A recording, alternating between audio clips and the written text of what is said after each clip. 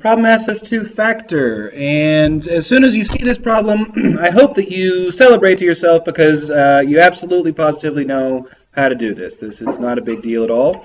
The way we've been representing these things is not the FOIL method. We've been representing it by a box, and the box is a way of organizing the 1, 2, 3, 4 terms that you get when you multiply two polynomials, or two binomials.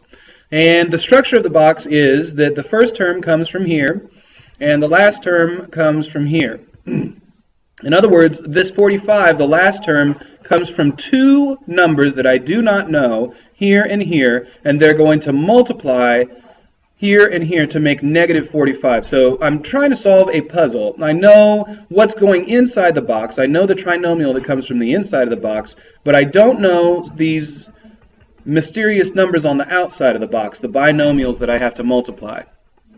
So the structure is that I'm trying to figure out these two numbers, here and here, that are going to multiply to make 45. And so I'm going to organize that here in a T-chart that is going to have all my factors, or all the different things that multiply to negative 45. Okay, so you draw a box, you make a T-chart, and you start listing out your factors. Well, 45, no, not divisible by 2, but it is divisible by 1, obviously. So negative 1 times positive 45, as well as positive 1 and negative 45. As you start getting used to these, you won't have to list all these out. I know that I'm trying to get 4.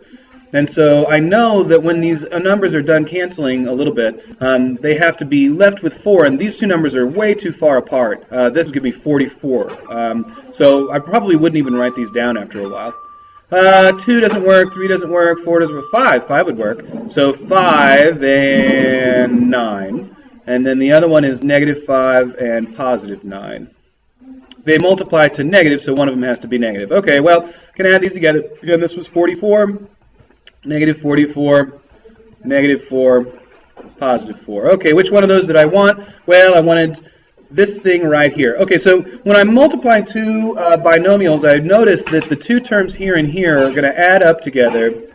I don't know what they are in the puzzle. I only know what this thing and this thing add up to be, and I know that they add up to be 4x. So in the puzzle, I only know what these two things are going to add up to. Anahi. Anahi? Keep down just a little bit. Okay, so we're going to, add these to, the two that add up to 4, this one and this one. So negative 5x and positive 9x, those are the two that are going to add up to 4. Okay, so the thing that solves this puzzle, x times x is going to be what gives me x squared. And then let's see, what goes here to give me negative, okay, negative 5, because negative 5 times x, negative 5 here, times x here, negative 5x gives me negative 5x. And then obviously the other one is positive 9, because positive 9 times x is positive 9 times x. And then this last one is negative 5 times positive 9. They're opposites. They give me negative 45. This checks out. Everything's good. The solution, x plus 5 times x minus 5 times x plus 9.